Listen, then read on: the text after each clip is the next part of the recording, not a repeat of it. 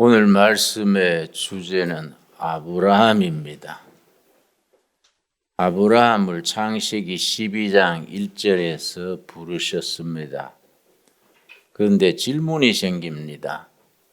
왜 아브라함일까?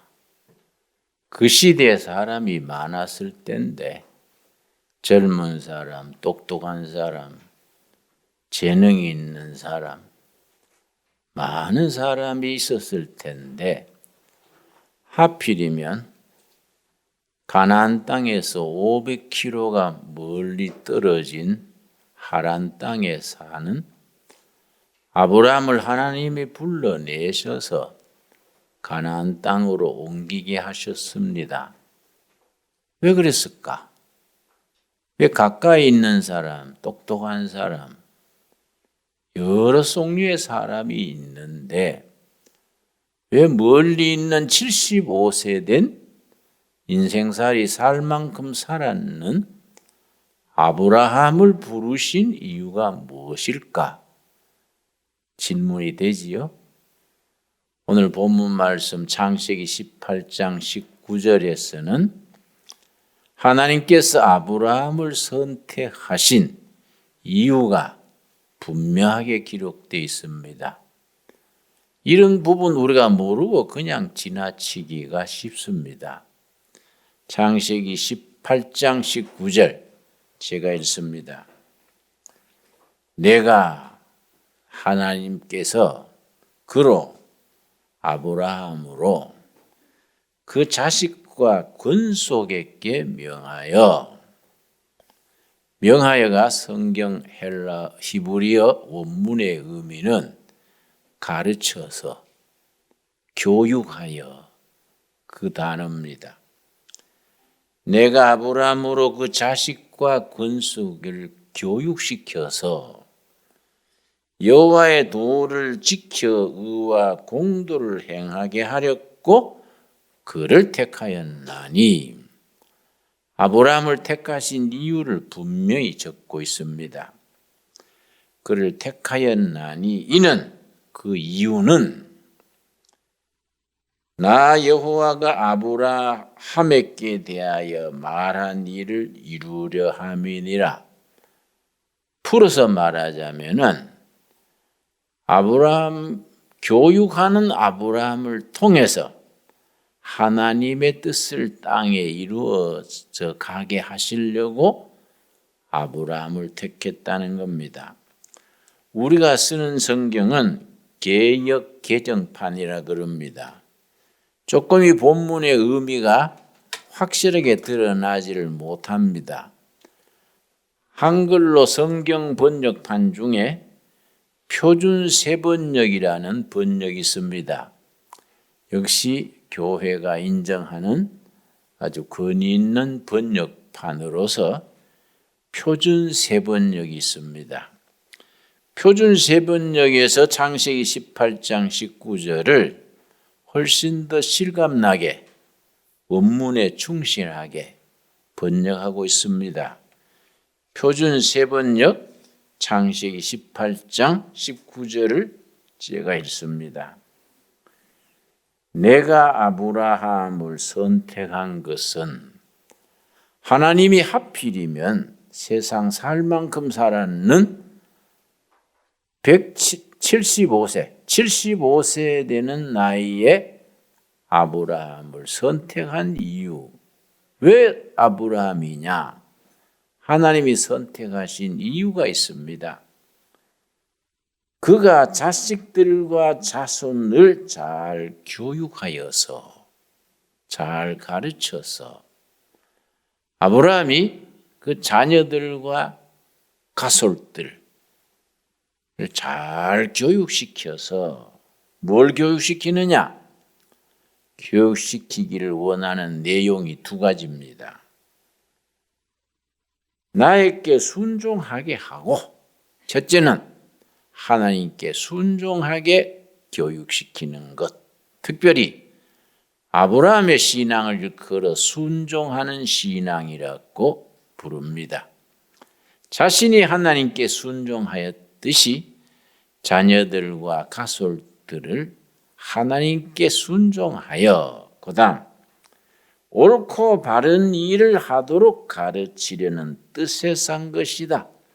옳은 일, 바른 일, 바르게 사는 길을 가르쳐 주게 하려고 아브라함을 선택한 것이다. 그렇게 말씀하시고 그의 자손이 아브라함에게 배운 대로 하면 아브라함이 자손들에게 가르친 대로 따르면 나는 아브라함에게 약속한 대로 다 이루어 주겠다. 아브라함과 그의 후손들이 하나님의 도를 잘 배워서 바르게 살고 바르게 행하는 것을 아브라함에게서 배운 대로 실천하면은 아브라함에게 약속하신 아브라함 약속, 그럽니다. 아브라함 언약입니다. 약속한 것을 성취하겠다. 좀 번역이 조금 다르지요? 내용은 같은 내용인데 언어 선택과 배열이 다릅니다. 표준 세번역으로 창세기 18장 19절 오늘의 본문을 제가 다시 읽습니다. 내가 아브라함을 선택한 것은 그가 자식들과 자손을 잘 교육시켜서 나에게 복종하게 하고 옳고 바른 일을 하도록 가르치려는 뜻에서 아브라함을 선택하신 것이다. 그의 자손이 아브라함에게 배운 대로 하면 나는 아브라함에게 약속한 대로 다 이루어 주겠다. 하나님이 아브라함을 선택하신 이유는 자손들, 후손들에게 교육하기에 적합한 인물이기 때문에 아브라함을 선택하셨다는 겁니다. 교육자 아브라함입니다.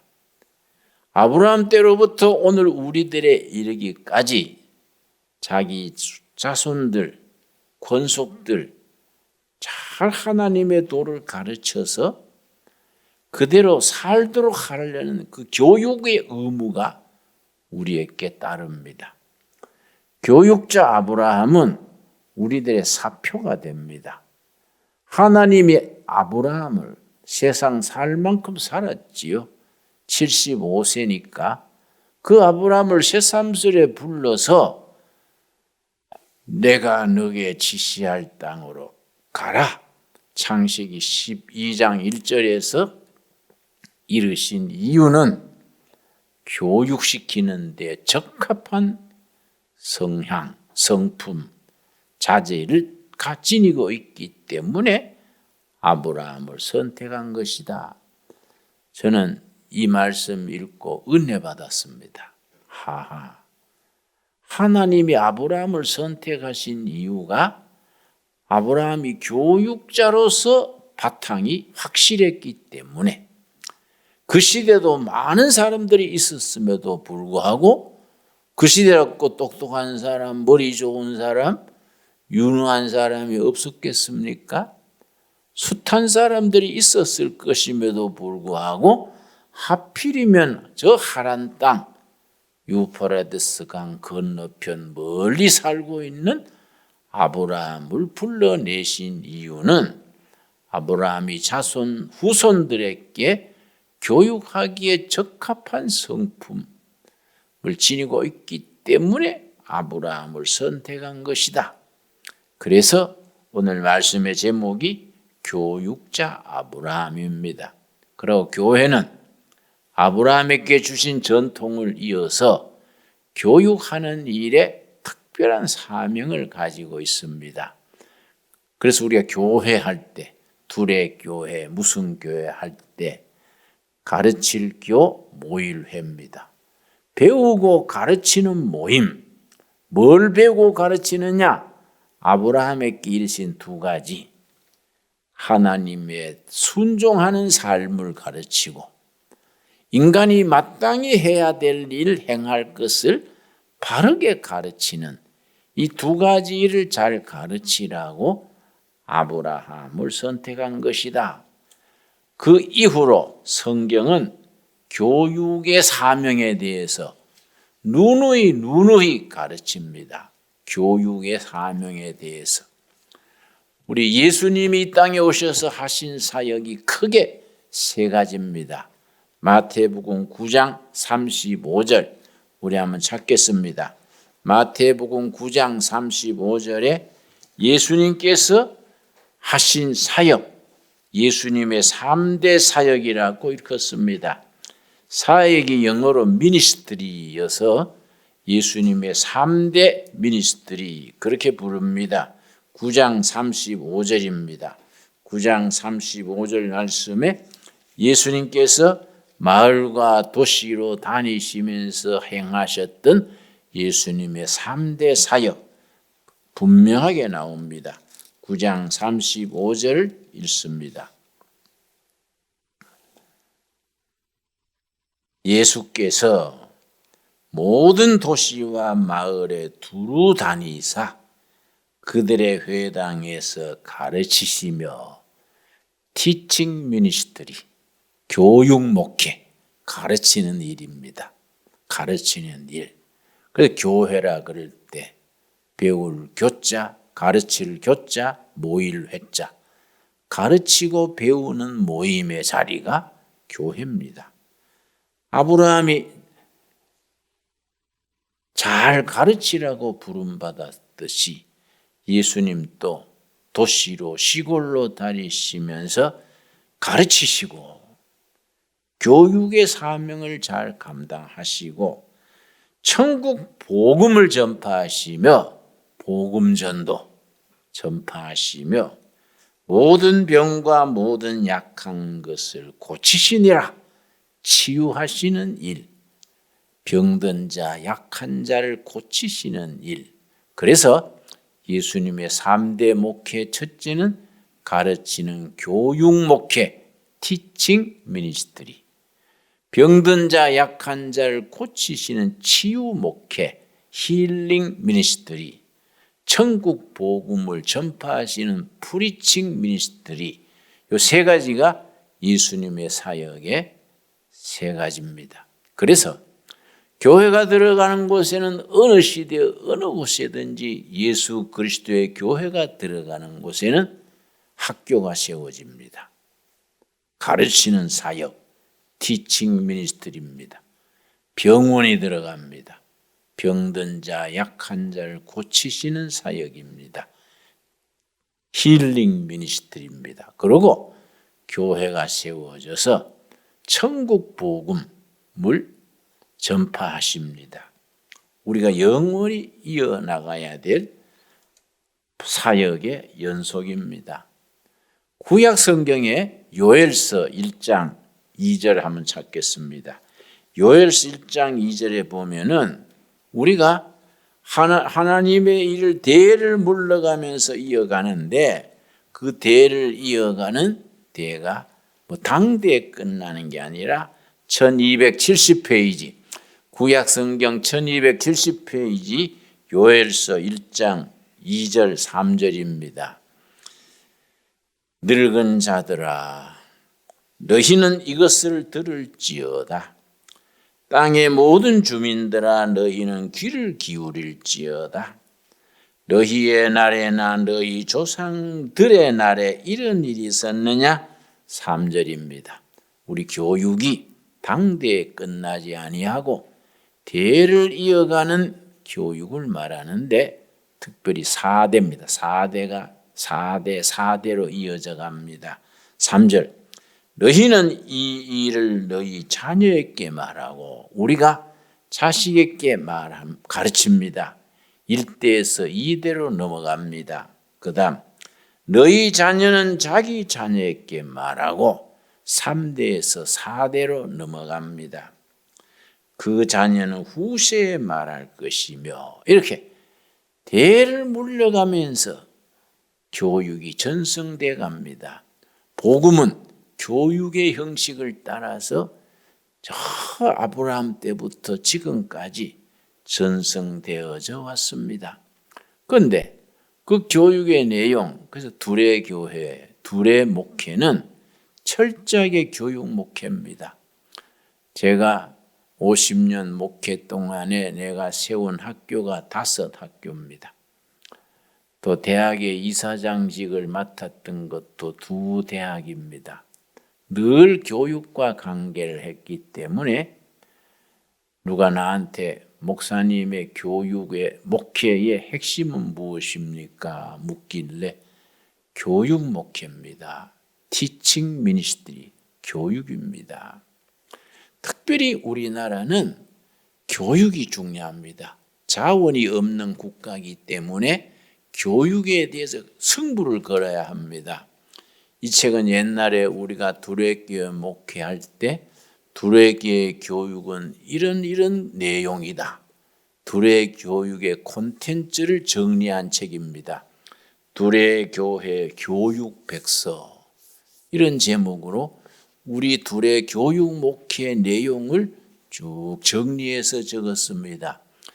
우리 도서실 같은 데 하나 비치해 놓을 테니까 여러분 수시로 와서 읽기도 하고 빌려 읽기도 하고 할 수 있기를 바랍니다. 이 책은 한국인으로서 미국 하버드 대학의 교육학 교수로 계시는 분이 있습니다. 조세핀 김이라는 이름입니다. 한국 이름은 김명환인데 하버드 대학의 교육학의 교수로 있습니다. 그분이 자기 교육 경험을 살려서 교실 속의 자존감, 교사가 학생 한 명 한 명을 개인적인 접촉과 격려와 교육을 통해서 어떻게 학생들의 무너진 자존감, 열등감, 소외감 이런 걸 극복을 하고 건전한 시민으로 건전한 인격자로 키울 수 있느냐. 내가 읽어본 책 중에 참 내용이 좋아서 내가 이렇게 같이 읽도록 내가 추천을 합니다. 이 책은 독일의 20세기에 독일의 영성계를 대표하는 루돌프 스타인이라는 아주 뛰어난 영적 스승이 있습니다.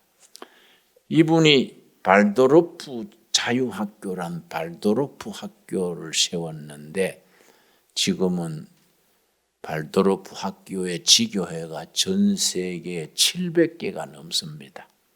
그리고 발도르프의 사범대학까지 독일에 세워서 자기들의 교육 사상, 성경에 기초한 교육 사상, 방법, 내용을 교사를 길러내는 사범대학까지 세운 분입니다. 이분이 쓴 책인데 참교육 이야기, 루돌프 스타이너 학교의 참교육 이야기, 발도르프 슐레가 독일 말로 스쿨 학교입니다. 발도르프 슐레의 교육 현장에 대한 이야기를 쭉 썼습니다. 나는 우리 교회 교우님들이 굳이 학교의 교사가 아니라도 부모도 교사입니다. 할머니, 할아버지가 돼도 손자들의 교사입니다. 교회에서도 가르치고 배우는 일이 참 중요합니다. 아브라함을 선택하신 이유가 잘 가르치고 하나님의 도를 전승시키라고 아브라함을 선택했다는 거 아닙니까? 이 책은 특별히 이승만 초대 대통령, 이승만 장로의 교육 입국론, 그분이 아무 자원 없는 나라에 우리가 이승만 대통령이 대통령 될 때의 국민 소득이 65달러였습니다. 저 아프리카 무슨 나라 다음에 가난하기로 세계 끝으로 2번째였습니다. 최악의 빈곤 국가랬습니다. 그때 1년 예산에 미국 원조 물자를 팔아가지고 1년 예산의 3분의 1을 충당할 때입니다. 그때 이승만 박사가 교육으로 나라를 세워야 한다. 그래서 이승만 박사의 교육 입국론이라는 책입니다. 우리 선배들의 그런 교육을 위한 열정, 선배 크리스찬들의 교육에 대한 그 헌신, 이런 걸 우리가 이어나가야 됩니다. 근데 우리 지금 이 나라의 교육이 흔들립니다. 특별히 초등학교, 중학교 교과서에 동성애도 괜찮은 거이고 소수자를 존중해야 되고 뭐 이런 식으로 삐딱하게 나갑니다. 그래서 누가 그럽니다. 한국의 장래는 한국 기독교에 있다. 기독교의 바른 가치관, 바른 교육을 통해서 이 나라의 장래를 바로 세워야 한다. 그래서 저는 그동안에 50년 목회하는 동안에 내가 세운 학교만 또 5입니다. 지금 이 동네에도 2의 국제학교가 있는데 이번에 첫 졸업생을 냈습니다. 첫 졸업생 중에 3명이 미국 유학을 가게 되더라고요. 미국 유학을 가는데 학교들도 좋은 학교입니다. 다 아주 괜찮은 학교들에 다 길이 열렸습니다. 내가 왜 유학을 가라 그러냐? 미국의 좋은 대학, 저 핀란드나 뉴질랜드나 학교 선정을 잘하면요. 서울에서, 지방에서 서울에 유학시키는 돈에 조금 더 보태면 유학을 할 수 있습니다. 너무 우리나라가 대학까지 나와가지고 공무원 시험만 치려고 그러고 안정직 걸어가지고 30 넘은 청년들이 구급 공무원 시험 치겠다고 여러분 서울대학 옆에 신림동 고시촌이 있습니다. 거기서 그저 한 10,000명 이상 2만 명 정도가 고시촌에서 공무원 시험 준비하고 있습니다. 개인은 물론 국력의 낭비가 얼마나 심합니까? 그러니까 우리 교회가 이런 교육적 사명을 잘 감당을 해야 됩니다. 이게 아브라함 때로부터 하나님이 믿음의 조상 아브라함을 선택한 이유가 네 자손들과 권속들을 하나님의 도를 잘 가르치고 어떻게 살며 어떻게 인생을 경영해야 될지 그걸 가르치기에 적합하기 때문에 아브라함을 선택했다. 그렇게 나옵니다. 자, 요엘서 1장 3절 보겠습니다. 이 교육이 대를 이어서 전승돼 가야 합니다. 1장 3절. 너희는 이 일을 너희 자녀에게 말하고 너희 자녀는 자기 자녀에게 말하고 그 자녀는 후세에 말할 것이니라. 여기에 몇 대가 나옵니까? 4대가 거쳐서 나옵니다. 당대 끝나는 교육이 아닙니다. 대를 물러가면서 교육을 통해서 가문을 일으키고 나라를 세우고 교회를 세워나갑니다. 신약에 가서도 마찬가지입니다. 디모데후서 2장 1절 한번 찾겠습니다. 디모데후서 2장 1절 말씀 보면은 우리 믿음이 하나님의 뜻이 성경적 삶의 태도가 대를 이어서 물러갑니다. 그런데 우리 한국 교회가 좀 잘못한 것이 아버지 어머니는 신앙이 좋고 장로님이고 권사님이고 목사님인데 아들 딸들은 그렇지를 못해요. 고등학교까지는 교회 다녀주는 겁니다. 대학교 가면서 교회를 중단하거나 떠나는 예가 많습니다. 가장 대표적인 게가 요즘 그 무슨 사건입니까? 정심이 사건인가? 뭐 상심이 사건인가? 이상한 사건 있지요? 아버지도 목사고 어머니도 목사 부부인데 또 대학도 기독교 대학 한동대학을 나왔는데 그리고 기독교 방송국 CBS에 거기 일하는 사람들인데 그 양녀를 들였다가 거의 학대해서 죽인 얘기가 신문에 떠들썩했습니다. 그 사건 일이 뭡니까? 정심이 사건이에요. 나는 그 말 듣고 너무 슬펐어요. 어떻게 목사 아들, 목사 딸이 가정을 이루어가지고 기독대학을 나와가지고 기독교 방송국에 근무하면서 어떻게 그렇게 끔찍한 국민의 지탄을 받는 그런 인격이 됐을까? 그래서 미국 사람들이 사람을 욕할 때 누가 뭐라 합니까? 인간답지 않은 사람을 볼 때 전 저거 PK인가 봐. PK. 패스터즈 키드. 패스터는 목사고 키드는 자식이란 말입니다. 저 목사 자식인가 봐. 저 인간 끝자리 노는 것이 목사 자식인 것 같아. 전마저 그 PK인가 봐. 또 MK는 미셔너리, 선교사의 자녀, 목사 자녀들이 빗나가는 예가 참 많습니다. 그래서 그 왜 그럴까? 나도 목사인데 목사 자식들이 빗나가가지고 언론에 오르내리고 비인간적인 비인격적인 그런 논리로 나라가 떠들썩하게 하면은 우리 얼마나 하나님께 영광 가리우고 우리 예수님이 얼마나 슬프겠습니까?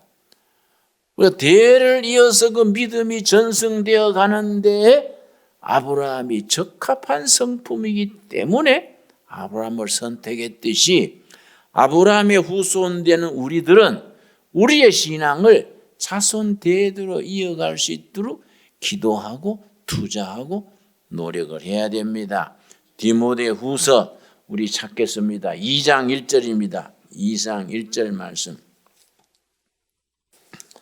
내 아들아, 그러므로 너는 그리스도 예수 안에 있는 은혜 가운데서 강하고. 2절. 또 너가 많은 증인 앞에서 내게 들은 바를 충성된 사람들에게 부탁하라. 그들이 또 다른 사람을 가르칠 수 있으리라. 이 속에 몇 대가 나옵니까?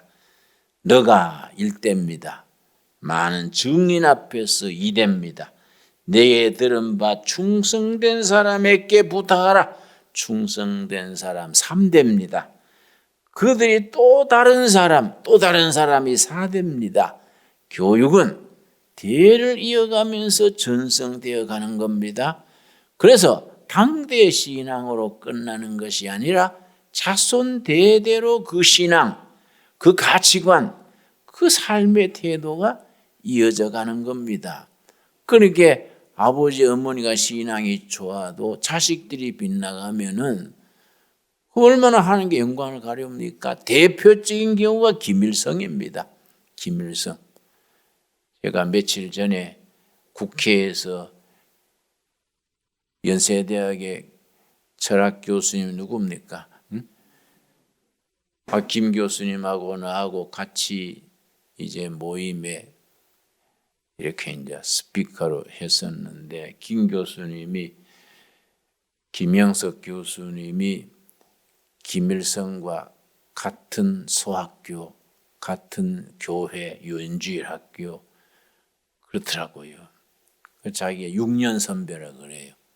그 얘기를 하시는데 그 어머니 강반석 권사입니다. 아주 신앙이 독실했던 권사입니다. 외삼촌 또 강양옥 목사입니다. 어머니 권사, 외삼촌 목사 집안에 택도 없는 김일성 같은 인물이 태어나는 겁니다. 신앙이 대를 이어가며 전승을 하지 못하면은 끔찍한 일이 일어나는 거이지요. 여러분 스탈린 자체가 신학교 학생이랬습니다. 졸업반 때 공산당으로 바꾼 사람이 스탈린입니다. 내가 대학 시절에 서울에 유엔주일 교사 대회가 있었습니다. 나도 이제 대구에서 교사 대표 중에 뽑혀서 유아여대 기숙사에 묵고 자면서 전국에 한 몇천 명 교사들이 모여서 교육대회를 했는데 그때 특별 강사로 박정희 대통령이 나오셔서 대통령 되기 직전입니다. 나한테 그 강의를 하시면서 무슨 얘기 하신 거 아니? 우리 박정희 대통령이 자란 곳이 그 대구 밑에 구미 아닙니까? 나는 초등학교, 중학교 때까지 교회를 다녔습니다. 마을 교회였습니다. 귀가 번쩍 뜨이더라고요. 박정희 대통령께서 초등학교, 중학교까지 교회를 다녔다는 겁니다. 그런데 내가 중학교 때 교회가 장로 목사님이 싸우는 걸 보고 내가 상처받아서 교회 다니기를 그만두었습니다.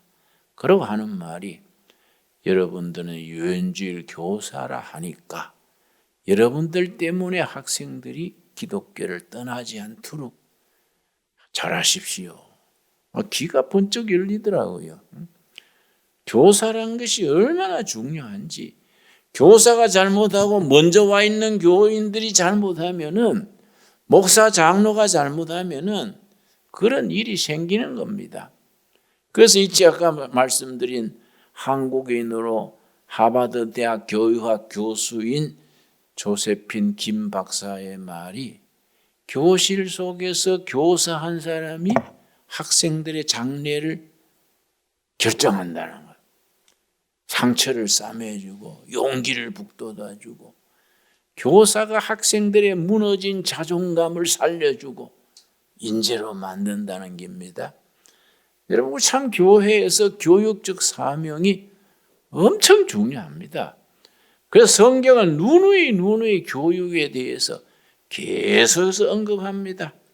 교육의 기준이 예수님의 교육입니다. 예수님이 잘하실 때 교육. 누가복음 2장입니다. 누가복음 2장.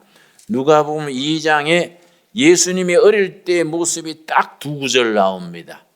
누가복음에만 예수님의 자라실 때, 유치원 초등학교 시절에 예수님이 어떻게 자라셨는가 누가복음에만 나옵니다. 먼저 22장 40절 말씀, 누가복음 2장 40절 말씀.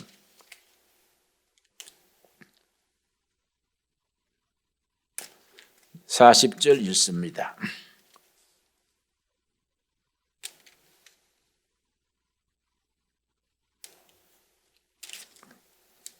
아기가 자라며 강하여지고, 아기 예수를 말합니다. 자라며 강하여지고 신체가 튼튼해지는 걸 말합니다.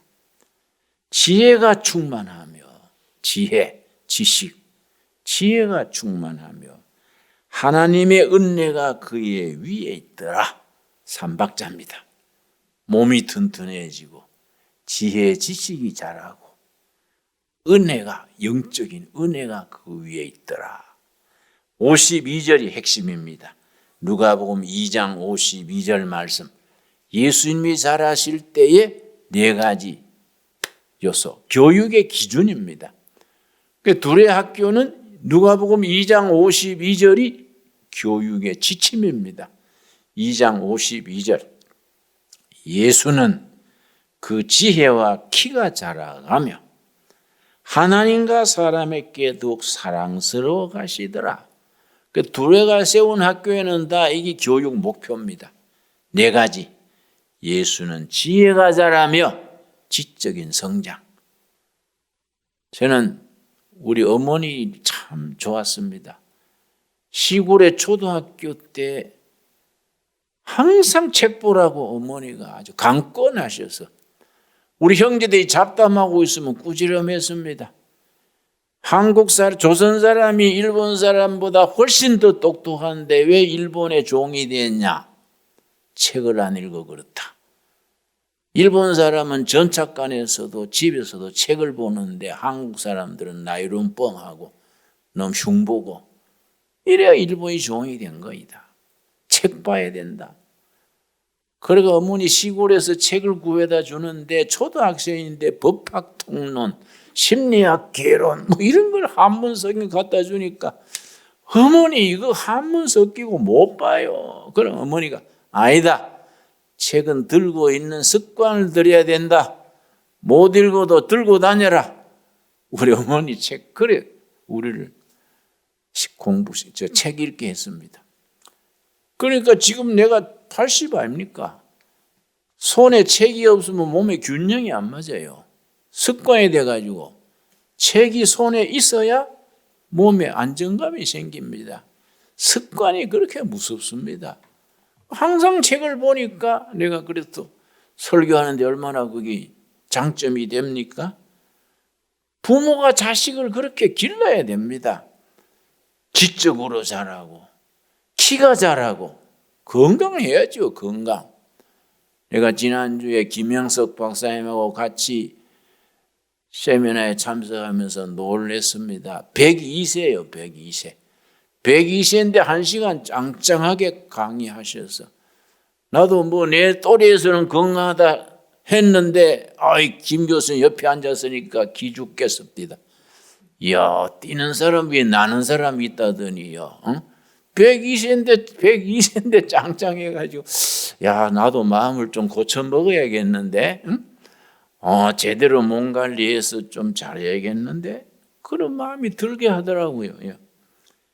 예수는 지혜가 자라고 키가 자라서 건강하고 뭐 꼭 120 살자는 게 아니라 뭐 80을 살든 90을 살든 건강하게 열심히 살다가 천국 가야 안 되겠습니까? 그러고 뭐 천국이 좋긴 하지만은 또 미리 땡겨갈 건 없는 겁니다. 열심히 건강 관리하다가 재밌게 할 일하고 살다가 천국 가는 게 좋지 않습니까? 반대 없지요? 예. 자, 키가 자라가며 하나님께 사랑받고 사람에게 더욱 사랑스러워 가시더라. 네 가지 아닙니까?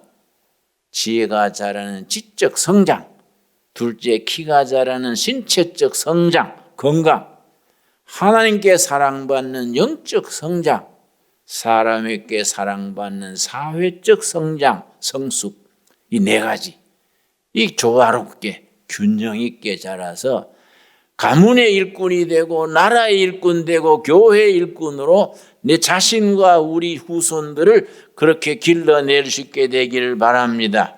기도하겠습니다. 하나님 감사합니다. 아브라함을 부르신 이유를 창세기 18장 19절에서 밝혔습니다.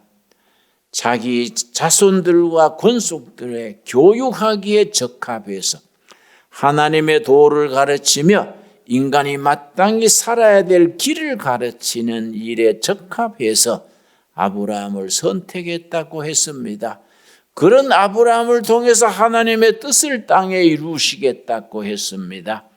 아브라함의 후손으로 우리들도 가르치는 일에, 배우고 가르치는 일에 열매 맺게 하옵소서. 그래서 이 교육이 무너진 이 시대에 교회가 교육을 통해서 백성들의 혼을 바로 깨우고 청소년들에게 정신을 바로 세워주고 좋은 사회, 좋은 나라, 온 세계에 우뚝 섰는 통일 한국 시대를 열어가게 하여 주시옵소서. 예수님 이름 받들어 기도드려 사옵나이다. 아멘.